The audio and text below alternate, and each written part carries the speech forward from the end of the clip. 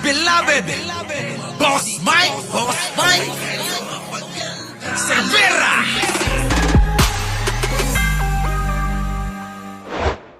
Magandang umaga, magandang hapon at magandang gabi sa mandako ng mundo naroon kayo. Siyempre, magandang buhay na rin po para sa ating lahat. At eto na mga kababayan, napanood ko po si Meme Pebbles. Opo, naku, meron na namang expose. Tila ba mga kababayan, meron na namang mga nadiskubre itong si Meme Pebbles na kakaiba sa mga Duterte. Ano po? Alam nyo naman si Meme Pebbles Kabisadong-kabisado niya yung galawan ng mga Duterte dahil nga po galing siya doon sa kabila. Di po ba? So mga kababayan, eto na. Bago po tayo mag-umpisa mga kababayan, huwag niyo po sanang kalimutan mag-like, mag-share, at mag-subscribe sa channel natin. Mike Cervera Vlog lang po. Ako po yon mga kababayan. Ano po? So, eto na. Punta na po natin si Meme Pebbles. Ano kaya itong kanyang nadiskubre na kakaiba? Opo, nadiskubring kakaibang drama ng mga Duterte na naman. Eto na. Meme Pebbles, pasok. Hindi niyo napapansin yung drama ng mga Duterte dun sa bahay na luma, di ba? Nung nahuli si Duterte ng ICC, nung inaresto siya ng ICC, binantayan yung green na bahay. Yung bahay na luma, yung eme-eme mahirap sila. Yan. Tay ka namin dito, tay! Tapos gabi-gabi sila nandun. Akala nila effect na makakauwi. Hindi may effect. Slight na tahimik. Tapos, binalik nila uli kasi nga magbe-birthday na si Duterte. Binalik na namin bahay. Tay, hintay ka namin uwi, tatay. Pauwi yung tatay namin. Yung nag-birthday, yun, nagpasabog ng rally, pakpak, Sebastian. Alam nyo, eto gusto ko yung Meme Pebbles, hindi na kailangan ng sound effect mga kababayan. Bakit? Siya na mismo gumagawa sa pagka-content niya. Pak, pak, pak. Ang galing. Ang galing kaya tuloy. Drone, show, yan. Nabukasan, wala na yung bahay, dinit man na uli. Hindi na nila uli ginamit. Okay. Tapos eto na, bago umuwi si Hanilet, pansinin nyo mapapansin niyo yan. Bago umuwi si Hanilet, linabas na naman nila yung bahay. Ang dami na naman post sa bahay.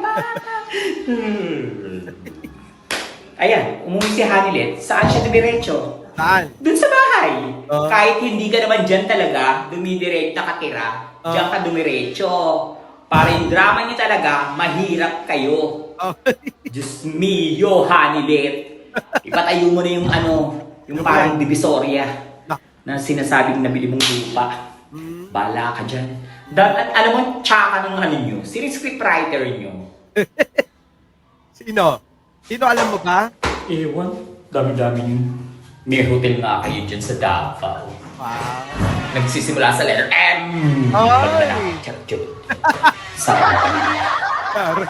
Kung pupunta uli ng Tondo, ako, tingnan mo. Talagang manonood at lulusob ako. Ibibidyo kita, promise, wakin. Ako pa. Na mo rin. Tontuwa ako rito kay Meme Pebbles pag gumagawa ng content ito mga kababayan. Ulitin ko lang kung meron man ng dapat na paniwalaan na mga vlogger na nagpapatotoo patungkol dun sa kabila, isa na ho yan, si Meme Pebbles. Bakit ho? Galing ho dun yan. Opo ito na mga kababayan. Balikan ko lang para ating alamin kung ano ba itong mga pinaglalaban ni Meme Pebbles at mga ini-expose patungkol dito sa lumang bahay. Lumang bahay ng mga Duterte. Gamit na gamit ng mga Duterte, syempre. Tuloy. Hindi niyo napapansin yung drama ng mga Duterte? Minsan. Minsan kasi sa dami nilang drama, Meme Pebbles, kami nalilito na. Merong nagdadrama sa kampanya. May nagdadrama na Sara. May nagdadrama na senador. may paiyak-iyak pang mga senador tulad ni Bongo at ni Bato. Abay, nalilito na kami. May drama sa dahig. May drama kung saan-saan ang mga Duterte. Pati yung mga vlogger nila, puro drama na rin eh. So ano na ba? Saan na ba kami manonood? At ano na ba yung aming paniniwalaan sa kanila? Dun sa bahay na luma, di ba? Nung nahuli si Duterte, Nung nahuli si Duterte, oo. ng ICC, nung inaresto siya ng ICC, Interpol yun, oo. Ang ICC ang humingi ng tulong sa Interpol at ang Interpol naman ang nakipag-ugnayan dito sa atin. Oo, sa Interpol din at sa gobyerno, Meme Pebbles. binantayan yung green na bahay. Yung bahay na luma, yung eme mahirap sila. Yan. Tay, ka namin dito, tay. Tapos gabi-gabi sila nandun. Akala nila effect na makakauwi. Hindi yung effect. It's like, Ayun yun eh, lagi yun yung di ba niloko pa nila yung mga tao na sabi nila makakauwi na si Digong na walang kaso. Eka, yun, sinabi nila mga kababayan, makakauwi na si Digong na walang kaso. Eka, sino nagpasimuno? Di ba si Roque? Si Roque na pinaniwalaan ng mga ng mga DDS dito sa atin. Ano sabi nila? Makakauwi na si tatay. Ano nangyari? Bakit di nakauwi? Ayun, mga kababayan, pagkatapos ng sinabi ni Roque na makakauwi na walang kaso, biglang nagsalita naman si Sara na mag-move on na tayo. Talagang wala nang pag-asang makauwi si Tatay Digong nyo. Kita nyo mga kababayan, saliwa yung sinasabi ni Sara at saka ni Roque. natahimik. Tapos,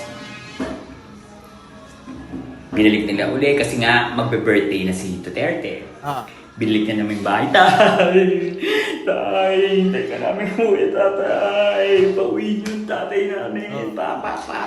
Yung nag-birthday, yun, nagpasabog ng rally, papak, Sebastian, may drone, show, yan. Nabukasan, wala na yung bahay, dinit man na uli. Hindi na nila uli ginamit. Tapos eto na, bago umuwi si Hanilet, pansinin nyo mapapansin nyo yan, bago umuwi si Hanilet, linabas na naman nila yung bahay. Ang dami na naman post sa bahay. Ayan, umuwi si Hanilet. Saan siya dumiretso? Dun sa bahay. Kahit hindi ka naman dyan talaga, dumidiretso ka tira, dyan ka dumiretso. Para yung drama niyo talaga, mahirap kayo. Yun naman talaga drama nila eh. Laging nagpapanggap na mahirap. Dito ba mga kababayan? Yun naman lagi, di ba? Paandar nila. Natanggal ang swelas, kumakain sa karinderya, at kung ano-ano pa, may pakulambo-kalumbo pa. Di ba? Pero dito ko, interesado sa sinabi ni Meme Pebbles. Diyos mio, Hanilet. Ipatayo mo na yung yung parang divisoria na sinasabing nabili mong lupa. Nako, grabe. Ano pa? Bala ka dyan. Alam mo, tsaka ng nyo, sino yung scriptwriter nyo? Ewan, dami-dami nyo. May hotel nga kayo dyan sa Davao. Yan, isa pa, may hotel kayo sa Davao tapos sasabihin nila mahirap sila. Kayo mga kababayan, tanong ko lang, naniniwala po ba kayo na mahirap ang mga Duterte? Ano po? Ako po, hindi ko naniniwala dyan. Ano po? Yan po ay isang kalokohan. So mga kababayan, hanggang dito na lang. Opo, ako po ang muli, ang inyong vlogger, nagsasabing huwag niyo kalimutan mag-like, mag-share at mag-subscribe. Ano po? Bago tayo maghiwa-hiwalay. Ano po? Muli, Mike Cervera po, lagi nagsasabing mahalin natin ang ating kapwa. Pagdasal po natin lagi ang ating bansa. Magandang umaga, magandang hapon at magandang gabi sa amandako ng mundo. Naroon kayo, syempre, magandang buhay na rin para sa ating lahat. Maraming salamat. Our beloved Boss Mike Cervera.